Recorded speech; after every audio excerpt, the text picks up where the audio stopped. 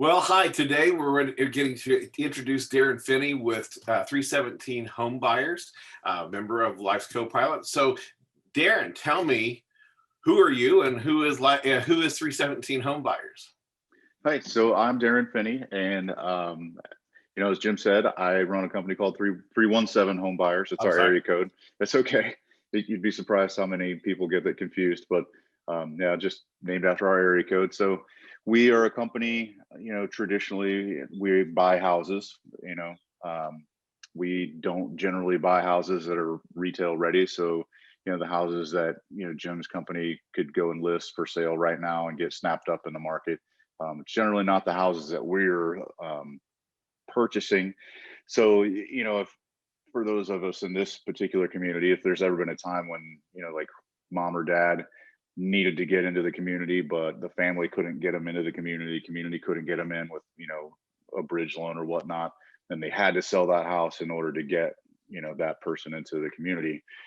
That's kind of where we would come in. We could help with a retail sale if we needed to, but generally the houses that we're looking at are the ones that traditional agents don't really want to deal with, or there's so much stuff, or they've collected a lot of animals or things or whatnot, and there's just a lot of stuff generally to deal with inside the house. A lot of deferred maintenance, maybe things that would prevent it from being a quick sale on the market, so that the family could relieve their stress that way. So that's kind of what we specialize in, is just coming in, figuring out what the stress is surrounding that piece of real estate, and figuring out a path to solve it for them so that they can get their loved one into the community and get them the care that they need.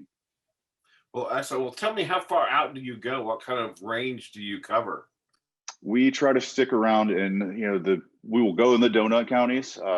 We prefer the eastern side or the northern side, but we would go in all of the donut counties. Okay, so within the 9 county donut counties, or Correct. Mhm. okay.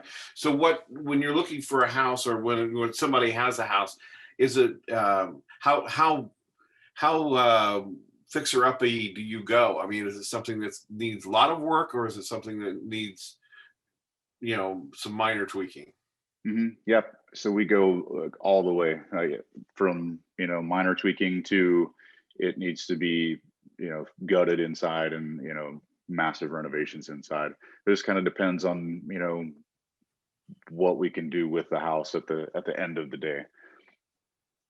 So basically you are an answer to someone who, and frankly, one of the companies we have is Carrying Transitions. So we're going into homes that people are downsizing out over estate sales or whatever.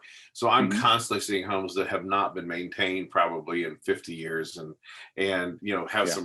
have some serious issues that they're dealing with, and so that you are really more of the answer for that individual a lot of times as well, or hmm Yeah. So, kind of rolling back in some history, years ago when I was still in the Marine Corps, my grandfather passed away right after my father passed away, actually.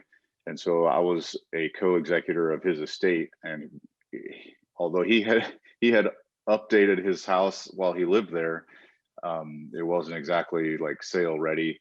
So we had an agent. She did a great job for us. I can't complain about what she did, but I can't remember the exact amount of days. I want to say it took 84 days for her to get the house sold, just because of the things that were wrong with it, the things that weren't updated.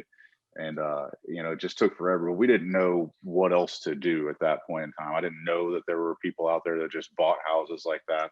And frankly, like, if we could have solved that issue right away, I would have pulled the trigger on that you know to get that piece of the puzzle solved so we could move on with the rest of the estate. And obviously this is a slightly different situation when we're talking about transitioning into the community, but it's all the same. The works of the thing are the same. So yeah, we're just trying to make sure that we can help people with that pain point and solve that stress for them. well, I will tell you that one of the challenges that people face, and I know that we did in our own family. My mom was in a situation where she was land rich and cash poor, hmm and had a situation where she immediately needed assisted living. Living on her own was no longer even an option, and basically she was sitting on all this land and all this, this property, but she was on a Social Security check. Okay, so Hmm. it was become very, very difficult. And something like that where you can get that quick cash Yep. to solve that problem is critical. Do you run into that quite often, or? Yeah, and it's hard when you get to that point in your life where you've accrued all these assets, and but now you need the money that those assets are tied up in, and frankly, like if you can't maintain the property anymore, whether it's a house or land like your mom, then it's really not an asset anymore. It's almost a liability. So if you need to unlock that cash, then that's definitely what we are there to help with. Well, that's great. Well, tell me, if someone stumbles upon you, they decide to give you a call, they mom or dad need to move out of their house. They've got situations. They know that there's a lot of work that needs to be done. So they find 317 Home Buyers on Life's Copilot, and they make a phone call. Tell me what that experience is going to be like for them. Yep. So that it's actually a really easy experience. So they'll make the phone call, and if we miss it or whatnot, we'll get them a call back. But we do a really quick intake, like a phone call with them just to get their information, get some information about the house, and then generally we just set up an appointment. COVID did kind of tangle some things up last year, made it a little bit difficult to get out to see people's houses, but now I think people are a little bit more relaxed about that, and people are vaccinated and whatnot. So we'll come out, look at the house, and generally, unless there's something peculiar with the house, generally within 24 hours, we can make an offer on the house. With that said, though, I am always upfront with people that if I am not your best, or if I don't think that I'm your best option, then I will refer you to the right people, because some people, even though it is a stressor, some people think that their house is really torn up or needs just thousands upon thousands of dollars worth of work, and it's not always the case. Sometimes you get there and like you just have to sit down and talk with the people and help them to understand, like, yes, I understand that you think this is a lot of work, or you think there's a lot of stuff here to deal with. However, I have carrying transitions, I have all this, these other people that real estate agents on this website that we could refer you to. So yeah, we're not out there just trying to sling super low ball offers to people for no reason. Because I've been there, I understand what they're going through a little bit, and I want to make sure that they get the right help, and it's not always us. Well, hey, I really appreciate this. I think this is pretty helpful for people to understand that this option is out there. One of the questions I have is, when you're not working, who are you? Now, I already know, you already told me you're talking about the Marine. So I've learned over the years not to ever say ex-Marine. There is no such thing, but so That's just true. no longer active. Yep, I'm a former Marine. So tell me about you, and tell me about your family. What do you do when you're not working? Yep. So I was at the Marine Corps for 22 years. I left here in 1994 and came back in 2016 because my then, gosh, I have to do math, but 15-year-old daughter was living with her mom here locally. So that's why my wife and I came back here.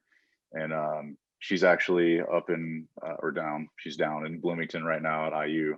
She got accepted into the Kelly School of Business last semester, so she's pretty stoked about that.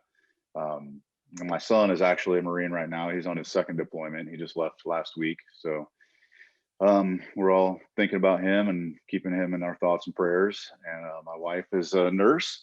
And man, you asked me earlier to think about what I do when I'm not working. And I'm like, well, I work some more because, yeah, I don't know. To be honest, I don't think about what I do outside of work a lot because I'm just always finding projects to do. So I think work actually might be my hobby, not necessarily like office work kind of stuff, but I like to work around the house and just do things like that, work with my hands. So I do like to go to the gym, but I think I'd spend probably more time working than I realize now that I'm thinking about it. Well, very good. Well, thank you so much. Well, thank you for your service and for